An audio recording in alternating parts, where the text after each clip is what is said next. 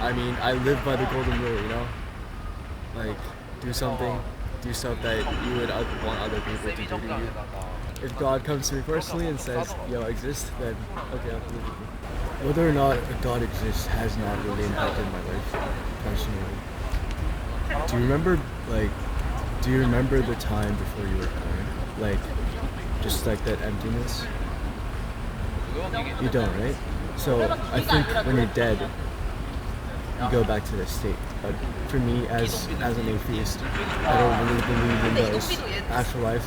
So I mean, I wouldn't say I don't believe in it. I just say I don't know if it exists or not. So I might as well give this life the best chance that I have, rather than dedicating it to something that I'm uncertain about. Yeah. If I were to have a religion, I think I would just, I would just believe in it because that's what faith is, right? Well, hello everyone. Here I am in South Korea, on the campus of the Seoul National University, one of the most prestigious universities in South Korea, trying to engage students in Christian street conversations. Just had a great conversation with a student who was an excellent English speaker from South Korea. I think he's a computer science student, and we had a great conversation about faith. My concern was whether the students here would be English would be sufficient enough for these kind of conversations. Those concerns were allayed and addressed with this young man who was speaking English excellently, and we had a great conversation that followed. I never really got a chance to really speak the gospel to him. Just felt that he was an atheist, and just had a hurdle just to get to the concept of God was a concern. And as a first conversation, I just wanted to try things out, how it would work. But this was an encouraging one, and hopefully more conversations will follow, either in this university or other ones around Seoul.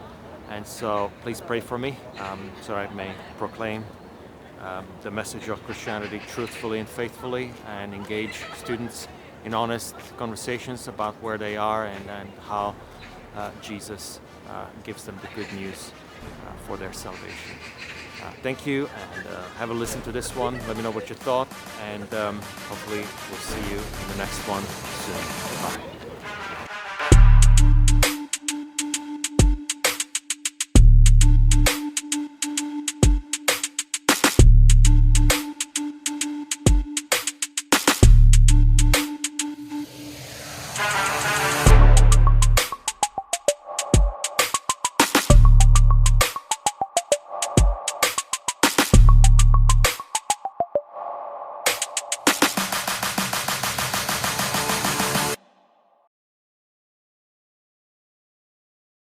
Well, I start with the same question to everyone, and that is, do you have any faith? Do you have a philosophy of life?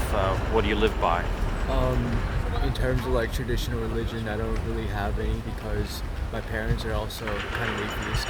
They never forced me to go to church, go to temple, like Buddhist temple and stuff. So I was never exposed to that background of religion.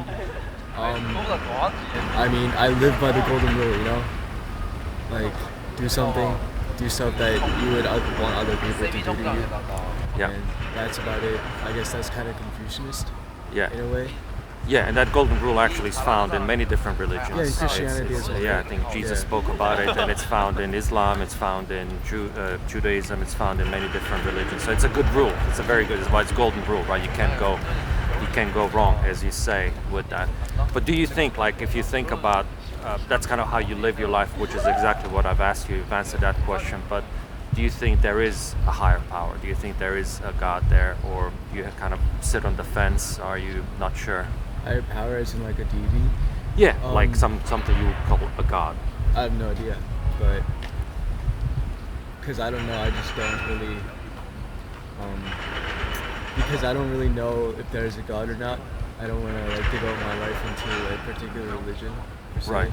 But if other people want to be Christian or Islam, like Muslim or whatever, so whatever you can do whatever you want.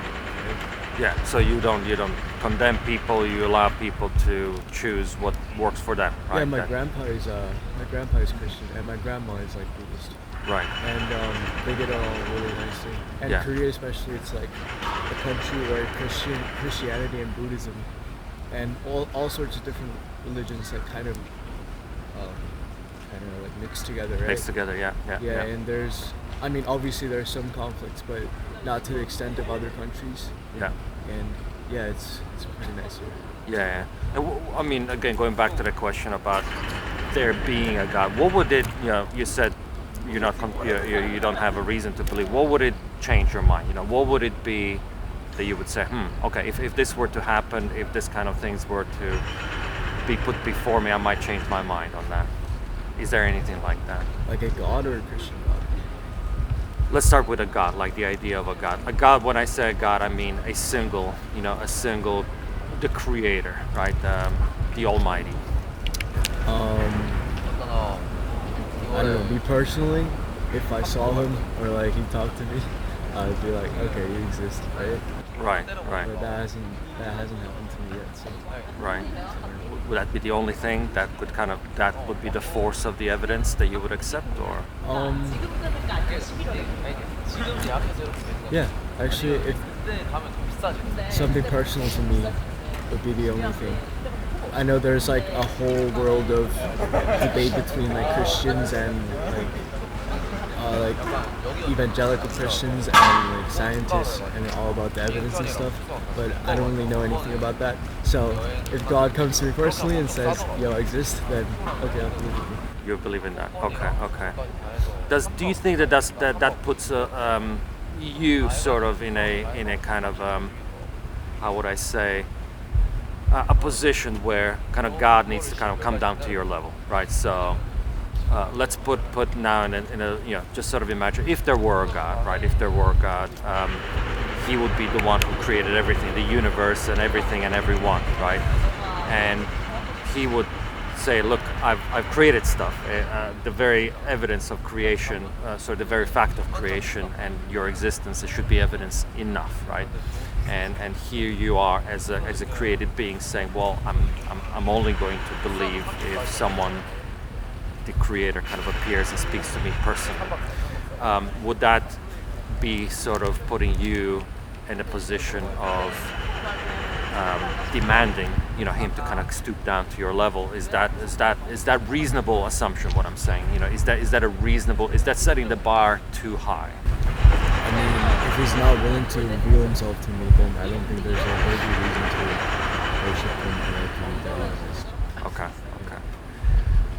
What about this? What about some of the magicians out there, and I don't know if you follow any of them. There's David Copperfield, there's David Blaine, and many others, right? And they can do pretty good illusions, right?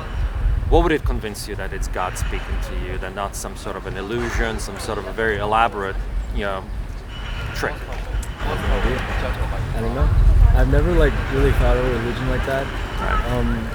If either like or she, if the God was omnipotent, then the God would make sure that I know it's not like a trick or something like that. Right. Because he's all powerful. Yeah. You would think so, right? But then again, we can walk away, we can have a dream that's just so vivid, right? That we're like, wow, that was a vivid dream. And then 2-3 hours later, you can barely remember it, right? You start questioning, okay, was that real? Was I just imagining things? Our brains can play tricks on us, right? What I'm saying is difficult for us to kind of have such a self sort of confidence that we can sort of clearly articulate and understand everything we see and understand. We can be confident in that. And that's why I was sort of using the example of a trick or kind of magician, because we are prone to being deceived very easily, right? And for me, it has to be multiple kinds of things, not just personal experience. But I would say, if you were to ask me that question, I would say, yeah, that would be great if I can have a personal experience. But I would demand more than that. I would say, look, you got to show me some sort of, maybe scientific basis of God. Give me some philosophical arguments, ontological. Give me some sort of something I can have a logical sort of progression of thought. Maybe even give me some archaeological and textual evidence if there is some of the traditional religions such as Christianity or Islam. Maybe show me those writings, are they have basis in fact? And I would take all of them together, right? I would take all of them together and say, okay, now this gives me, like in a court of law, right? You take as many witnesses as you can possibly get your hands on, and you build a case, right?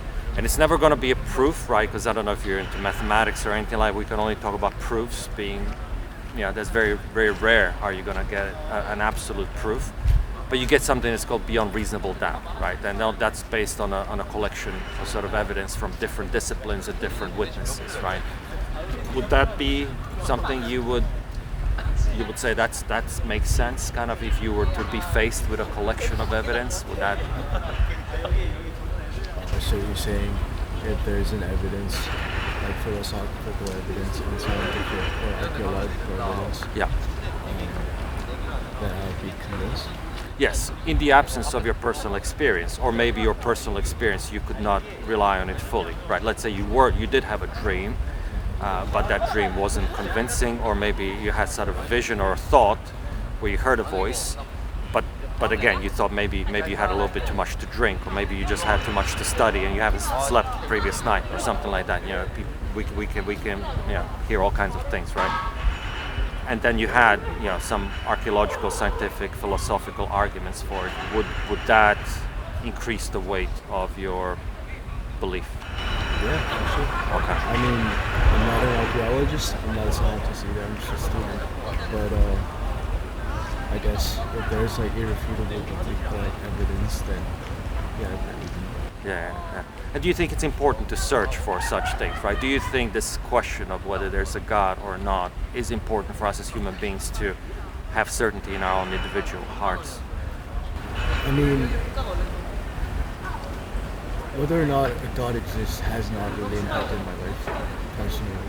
So it depends on the individual. If you're going through like a traumatic experience, for instance, maybe religion or faith can help you cope with those experiences.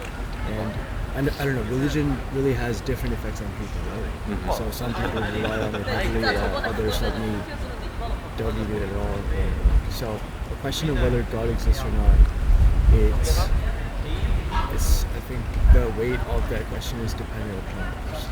Right. And would it change, right? If knowing what you're made for, right? Right now, I'm looking at you. You're young. You're smart. You're here, right? This prestigious university. You have a world ahead of you, and so the potential is of what's in the future is very, very high. The problem with that is that that feeling is going to dissipate over time. You get older, you get disappointments, you get reality of life will hit you like a train, right? Once the reality of life hits you, right? And maybe it has for you, I don't know, right? Maybe you have faced with sort of certain failures, disappointments, or things, tragedies in life, right? What religion does, and I'm not talking about religion where we go to church and we find solace, so we find some sort of in ritual, some sense of, I don't know, peace or whatever it is. I'm talking about faith. I'm talking about faith, knowing that you're made for something more, knowing that this world is not all there is, knowing that your design doesn't come and is not defined by this world or your parents or what you might think or this university or this culture's expectations, but knowing that your design comes from elsewhere, right?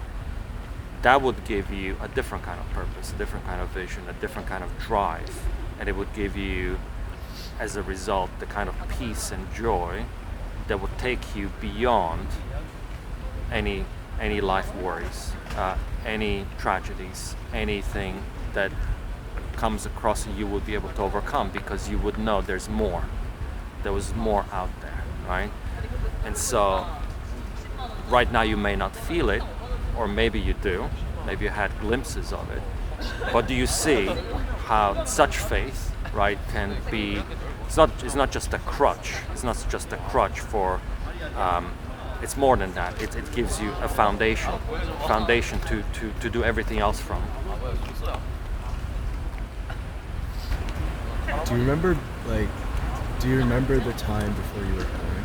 Like, just like that emptiness? You don't, right? So I think when you're dead, you go back to that state. And if you are not subscribed to any religion, well, that emptiness kind of gives you more of a purpose than religion, in my opinion, because you only have one shot at this life, and that just gives me more purpose to do well and excel at this one chance, at this one given opportunity.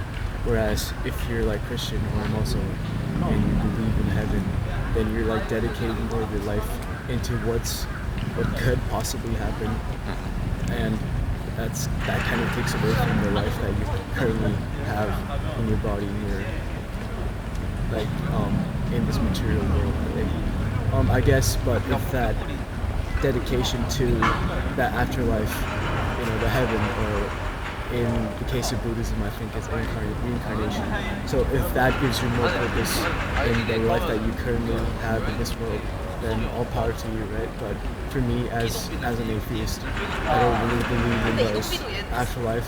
So, I mean, I wouldn't say I don't believe in it. I just say I don't know if it exists or not. So I might as well give this life the best chance that I have, rather than dedicating it to something that I'm uncertain about. Yeah. And that's very fair, and I completely understand where you're coming from with that mindset. That's, like I said, from your initial kind of golden rule, that's a very noble, and right way to live. But I would challenge you, saying, how do you know what the potential of your life is if you don't know what you're designed for? To give you an example, right, this phone that I'm holding, right, someone not knowing what this block of plastic and glass is for would not know what to do with it, right? You could stumble upon it, right? You could use it as a paperweight. You could use it as you could eat off of it as like a small plate. You put sushi on it or something. Or if you knew what it was designed for, it's designed for communication, and you had an instruction, you could use it to its full potential, right? So my challenge to you is, how do you know what your full potential is? How do you know what making the most of this life is, unless you know what you were designed for? See, here's the thing. I don't think human beings are designed for one purpose. We can all make our own potential, and we can all shape our own purpose, right? For instance, that phone, humans specifically designed to, for communication, right? Yeah. So we don't need sushi off that phone. But humans, we can do whatever we want, right? That's getting kind of funky. I don't know how you're not covered with that outfit. But anyway, like humans, we can do a lot of things. We're not designed for, in my opinion, we're not designed to do just one thing. And I think limiting ourselves in like a box is not a good way to live. And you have so much more potential and decide your own thing. Yeah. But do you think it's so? Maybe I'm trying to get to your sort of mindset a little bit. Do you think choosing a religion is limiting? I mean, in certain aspects, yes. Because, for instance, if you're a Muslim, you can't do a lot of stuff. If you're Buddhist, you can't do a lot of stuff. I believe if you're Christian, you also can't do a lot of stuff. And I guess it depends on like how devout or how deep within the religion that you are. But it is very limited in terms of what you can do, your activities and stuff. Yeah. If you're cold, man, I'm not gonna keep you very No, long. it's fine, it's fine. That's fair. Yeah, I would say, again, maybe from personal experience, I wasn't always a Christian, by the way, right? So I became late in my life, very late in my life, a Christian. So I remember my mindset before Christianity and after Christianity, right? And I can kind of understand where you're coming from as a result, right? Because I was very similar. I was saying, well, who can tell me what to do? I'm pretty adult. I can make my own decisions. I'm going to go through life and make the best of it, right? The thing is, I didn't know what I was talking about. I didn't know anything about life until later on, right? And this is what I'm trying to convey. The complications of life and what we call the life's potential. We're just tapping in the dark. And yes, it's true, as you say, that we can all make something out of each life. But to me, it sounds almost absurd. And I don't mean to diminish I'm not trying to sort of diminish what you're saying. I'm just telling you how I felt, right? How I felt. Once I came to the understanding of what Christian faith is, I saw in it the reason why the world is the way it is, and everything else started falling to pieces from that point, right? The way I am made, and the reason I do what I do, and how that relates to God in my actions or not, right? What does it mean to be good? What is good moral behavior? What is not? What is to relate to others in a right way? What is not? What is the value and meaning of life? What is the love of the neighbor? What is the love of the society? And how do I make the best of it? How do I increase it? And some of the best thinkers in history, right? Certainly in the Western world, have been Christians, and they started from that position. Some of the best scientists, right? They started from the position, if there is a God, God is one who's ordered it, and I want to understand what He wanted to make out of this world. That's why we have the English common law has transformed the society in the Western world, and even in Korea, you use much of it for your law school, right? And it's the basis of it is in the Ten Commandments, right? The basis of Christianity. We are basically swimming, in the Western world and like to a large part Korea as well. You are the product of Christian mindset, right? Because the basis of law, of morality, even though we don't want to admit it, is the Christian mindset. Because you can take yourself out of it. You can take yourself out of it completely. You can go into the Shinto world or into some areas of Buddhist mindset, and you'll get some part of morality, but you will not get things like law, the love of the poor, the love of the neighbor. You'll get caste systems. You will not get equality of life. You will not get equality between male and female. A lot of the things that we take for granted are the product of Christian mindset, right? See, I'm not a theologist, so I don't know how religion has shaped the modern world, and I'm very far from studying religion. Sure. I'm like a sort of computer science student, and but if I'm not mistaken, I think the Bible was written 2,000 years ago, and where morality wasn't as developed. So I don't think it's obviously the way it's changed now reflects today's morality, but back then I don't think it advocated for equality between men and women, for instance. But if it did change to reflect society's morality today, then I would argue that Islam also evolved in certain areas to reflect today's society, or Buddhism, for instance. It's interesting because in Buddhist Korea, which was 1,000 years ago, before it became Confucianist, had more of gender equality than Confucianist Korea. So even between, I would say, traditional Korean, obviously Buddhism and Confucianism is not native to Korea, but even within Korea's ancient religions, they had different levels of social justice, I guess. Mm-hmm. And Christianity, I'm sure, had a lot of changes from its initial stages to right now. And I think it's kind of a stretch to say Christianity is the basis of gender equality, for instance. But I do know that a lot of Christians, for instance, are open to various social issues such as gay rights and stuff, and it's nice to see that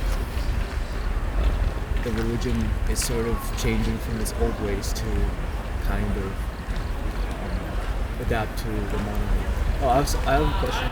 Yeah, go. If you were an atheist, were you an atheist? I wouldn't call myself an atheist. I was born in a Roman Catholic background, but I was that only in name because my country is that I'm from. I'm originally from Croatia, which is a largely Roman Catholic country, and I was born in a culture that is Roman Catholic, and so that's what I inherited from my parents. But I did not have a kind of a personal faith. I did not have it wasn't my own. I just did it because I was told to do it. Well, yeah. So what made you choose Christianity instead of Islam or Judaism? Yeah. Or even Buddhism or Shintoism? Yeah, I looked into it. To be honest, once I got to the age where I could think for myself, right, and I started asking those questions about what makes me think the Bible's got it right and others don't have it right. I read as much as I could read. I have to be honest, I haven't read as many other things other than the Bible. Bible was the closest to me because I had it. It was kind of given to me from my parents and from my culture that I grew up in, so I kind of started there. I didn't end there. I did look at Quran. I looked at some of the other writings, but applying, and I'm also a computer science, or was a computer science major. So I try to apply the kind of critical textual analysis, critical thinking that I would apply of anything that comes before me, and so challenging the Bible. Can I trust it? When it was written, was it changed? Was it meant to obfuscate or sort of deceive me? I found the answers were very compelling, to the extent that all of the answers had a very, very good basis in fact.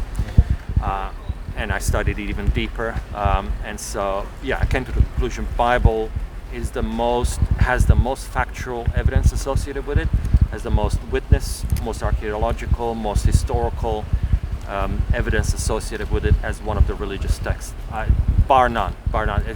Other texts don't compare even close to the amount of evidence that we have for the Bible. Well, I'm not a theologist, so I have no idea what the evidence are.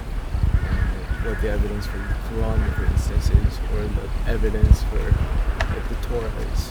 But if you found purpose as a Christian or like a born-again Christian, then that's good for you, right? Yeah. Maybe I'll look into it as well. But see, for me, religion is more like a faith.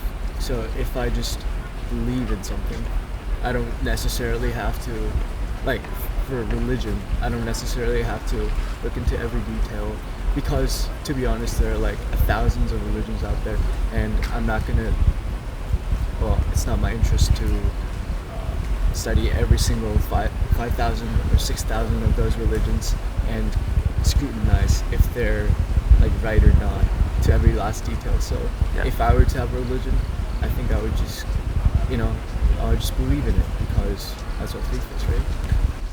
It is, and you're right. We are limited.